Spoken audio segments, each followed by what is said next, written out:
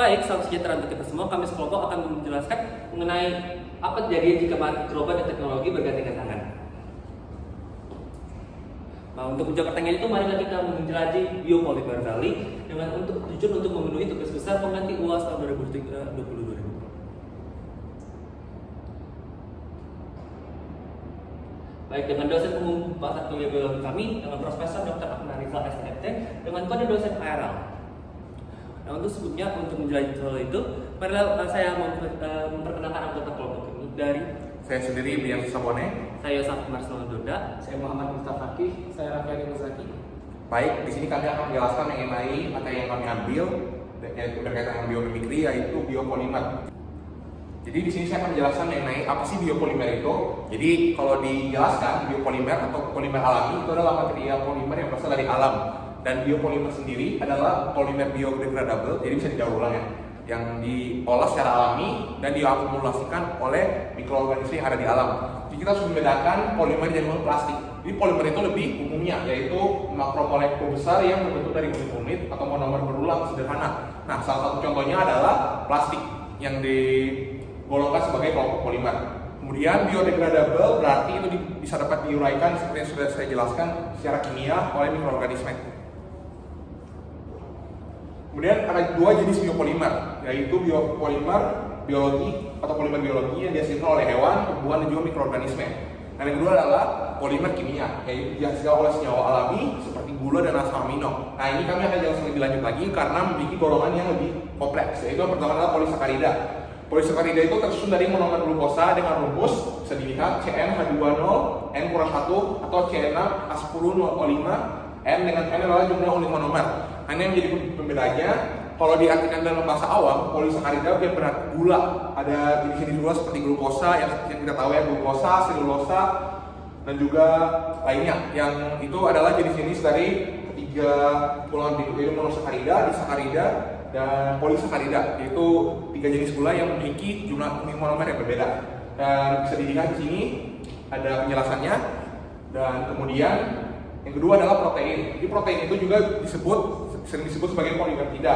Itu tersusun oleh monomer asam amino dan di alam bisa ditemukan contohnya sutra. Jadi sutra itu memiliki keratin, yang dimana keratin-keratin yang berasal dari sutra maupun rambut manusia itu bisa digunakan sebagai penahan panas. Nah, ini bermanfaat banget bagi pengolahan biopolimer. Kemudian ada juga kolagen yang terdapat pada kulit dan juga tendon sebagai jaringan penghubung, yaitu dan juga ada gelatin yang dihasilkan dari dunia industri. Baik, marilah kita masuk ke analisis biopolimer. Dimulai dari implementasi yang pertama adalah dengan selulosa. Dan selulosa adalah biopolimer yang dapat ditemukan secara alami dan berasal juga dari bahan kimiawi dan dapat ditemukan di dinding sel tumbuhan dan memberikan kekuatan dan kekuatan.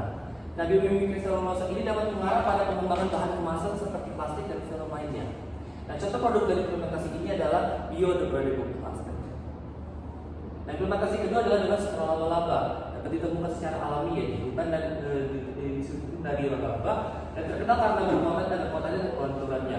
Nah, contoh bahan yang dapat dihasilkan dari sifat ini adalah jaring ikan yang kecil dan kuat dengan sangat ringan yang dapat digunakan oleh nelayan di pelosok.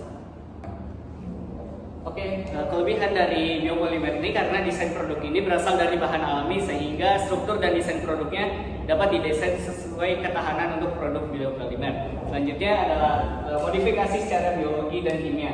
Modifikasi ini dapat diterapkan pada tingkat molekuler sehingga dapat meningkatkan ikatan antara rantai polimer dan meningkatkan ketahanan biopolimer.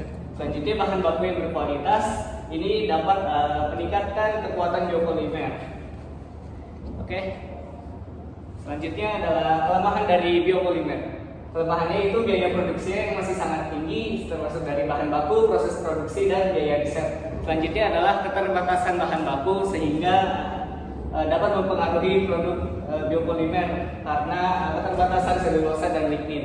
Selanjutnya adalah dampak lingkungan biopolimer karena pengelolaan yang kurang baik sehingga dapat mencemari air dan tanah. Baik, untuk oportunitas pertama mulai dari ramah lingkungan untuk menggantikan polimer sirkulus, kedua biodegradable atau mudah terdegradasi oleh alam, ketiga inovasi efisien menggantikan atau meningkatkan efisiensi serta biaya produksi. Kemudian untuk keempat, sumber bahan baku berkelanjutan alternatif masa depan. Selanjutnya Untuk ancaman atau threat, yaitu ada 5. Pertama, persaingan dengan polimer sintetis. Yang kedua, keterbatasan bahan baku untuk selulosa dan lignin. Ketiga, kesadaran lingkungan yang rendah terhadap masyarakat serta pemerintah. Keempat, fluktuasi ekonomi terhadap dampak fluktuasi ekonomi yang mempengaruhi investasi dan produksi biopolimer. Kemudian yang kelimanya itu adalah kebijakan pemerintah terhadap pemanfaatan biopolimer ini. Jadi kesimpulan dari biopolimer ini yang kami sudah tampilkan dan presentasi adalah biopolimer ini menjanjikan sebagai solusi berkelanjutan di masa depan nanti untuk mengganti polimer sintetis dengan polimer alami dengan efisiensi daur ulang dan juga biaya produksi yang lebih ramah lingkungan dan pemanfaatan bahan baku berkelanjutan. Jadi efisiensi daur ulang dan juga biaya produksi yang lebih ramah lingkungan akan diterapkan ketika biopolimer sudah diproduksi secara massal. Dan juga biopolimer ini memiliki tantangan seperti biaya produksi tinggi yang belum bisa diubah karena belum diproduksi massal, dan juga keterbatasan bahan baku karena berasal dari alam, jadi diolahnya juga pun susah. Dan juga dampak lingkungannya membutuhkan perhatian bagi kita semua. Jadi biopolimer ini memiliki potensi di masa depan meskipun tantangan yang dihadapinya berat. Terakhir adalah referensi dari yang kami sudah ambil bisa dilihat ada kurang lebih ada 4 referensi yang kami ambil dari sumber internet. Oke, sekian dari presentasi kami mengenai biopolimer yang berkaitan dengan tugas besar pengganti UAS